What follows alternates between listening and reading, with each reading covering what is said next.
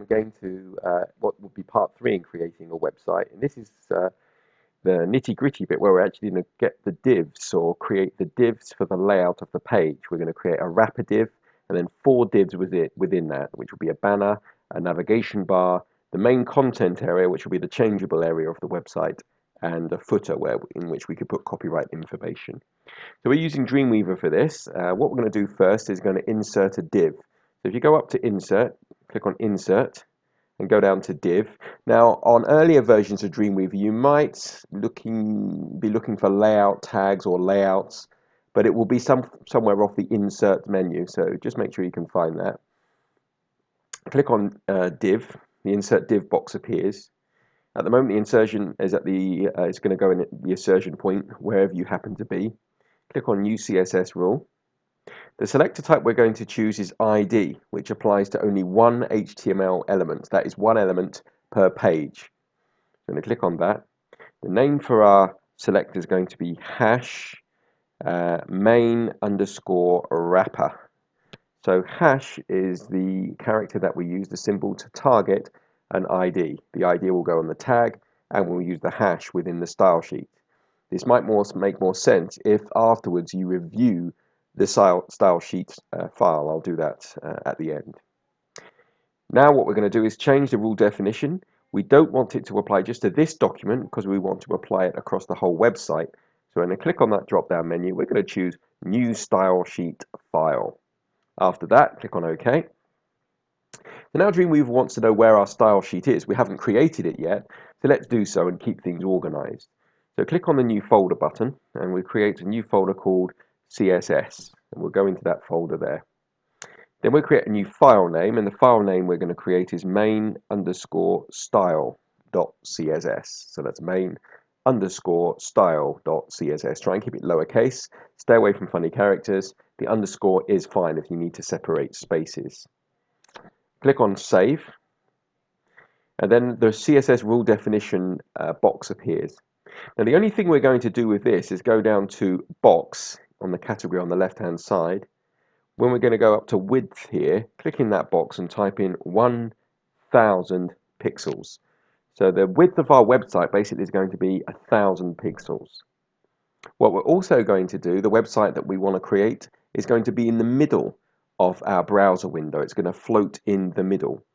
Now, to do that, we're going to go to Margin, ensure Same for All is ticked, and then from the top drop-down menu, we're going to choose Auto.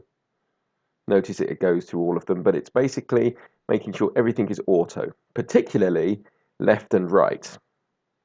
After that, I'm going to click on OK, and then I'm going to click on OK again, and we can see our main content for the wrapper goes here. Now, at this moment in time, do not delete this, what they call the placeholder text. So we're not going to delete that. So let's do this again, and I do encourage you to just follow this, and we'll put the banner in straight away, as we're going to do this quite regularly, and it's quite important.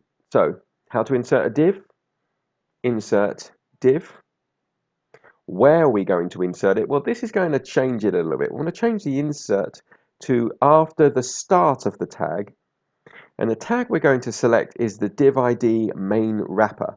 So basically, we're putting it inside main wrapper, but basically at the top. So how's this going to look?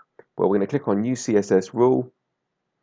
We're going to click on the drop-down list and give it an ID. So that's from the selector type. The selector name in this instance is going to be hash banner because it's going to be at the top. It will contain a nice picture that you will find on a future exercise file. The definition is going to be in main style CSS. That's great. Click on OK. And this time we're not going to do anything in this box because the width of the box will be determined by its wrapper, i.e. the div main wrapper. So we're just going to leave that there. What we're just going to do is click on OK. Just ensure that all these boxes reflect what it says here after start of tag, main wrapper, and banner. That's good. Click on OK, and there's our banner. So the next div we're going to create is underneath the banner is a navigation bar. So let's do that, shall we? Again, Insert, Div. Where the Insert drop-down menu is, we're going to choose After Tag. And then after tag, from the menu on the right-hand side, we're going to choose Banner. So let's choose New CSS Rule. Again, we're going to choose an ID, and the ID name is going to be hash navbar. Ensure that the rule is defined in main style CSS. It's going to be one file that will contain all of our styles. So we click on OK. And then again, we're not going to specify any width or anything. It's going to be contained by the main wrapper. So we click on OK. And then we click on OK again. Just ensure after tag banner is selected there. Take it easy. There's no rush for this here. Click on OK.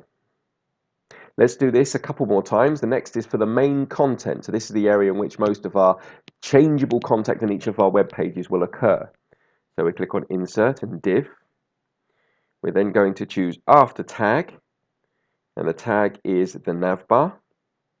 We click on New CSS Rule, and we choose ID. And the ID name is going to be main_contents. Ensure that it's in main style. Click on OK. And OK again because we're not setting anything for that. And OK again to put it in. And now let's do our footer. So insert div again. This time, I'll just pause for a second here. See if you can work out what it's going to be. That's right, it's going to be after tag. Click on the drop down list here, and by logic, it's going to be after the main content tag. So let's do a new CSS rule for that. Of course, it's an ID. And a good name for a footer would be hash footer. Footer. And ensure it's defined in main style.css. Excellent, and OK out of each one of those. So the final things, we just need a bit of tidying up. We're going to delete the text. Content for the ID main wrapper goes here, but we'll keep the other placeholder text. So highlight that text. I'm just going to press backspace on the keyboard to be able to delete that. The other thing to notice is we see you've got these little stars here that show that there have been changes to the page that have not been saved. But also notice there's a main style. That's actually a separate file. That's the file we created. Now we can save both of those files at the same time in Dreamweaver by going to File and Save All. So that's File and Save All. So both of them are saved there. And now our website is ready to start maybe changing the type of text and colors and putting in pictures, etc. So please keep an eye out for more videos that will show you how to create your website in Dreamweaver.